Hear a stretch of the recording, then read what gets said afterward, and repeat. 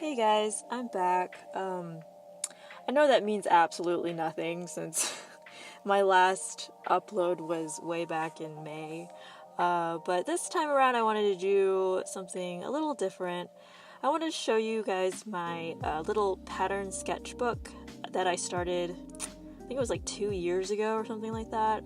But I keep neglecting it, so today I want to add like a few new entries to it. And most of these patterns are just like super rough. I'm not trying to like get anything perfect. They're just ideas like for color and shape and themes.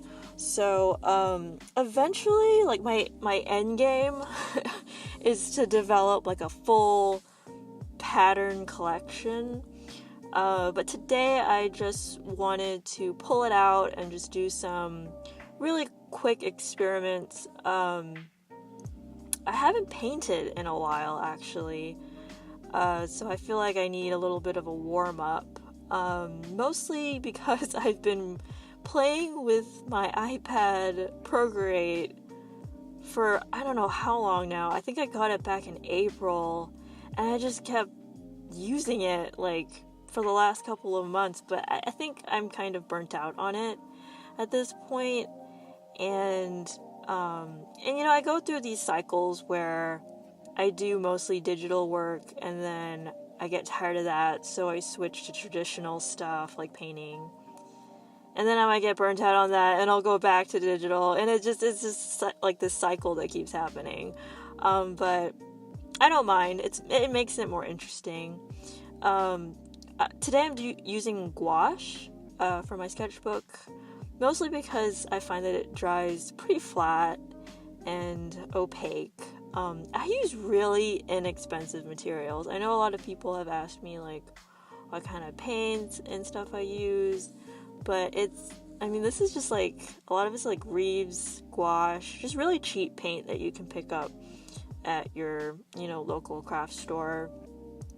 I did get like a nice set of smaller brushes for like tinier details off of Amazon for pretty cheap as well.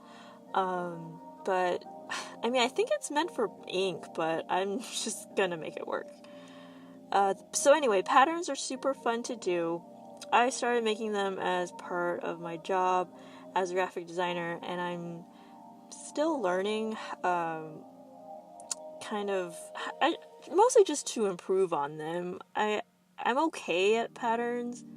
I think I could be better. But it is a super useful skill to have if you're an artist. Just to be able to take a design and convert it into a repeat pattern is definitely something that is super applicable to like a wide range of physical products that you could potentially sell. So as far as like building a pattern, it is pretty tricky and it does take some practice. My number one goal when I'm developing a pattern is that I just don't want to see where it repeats.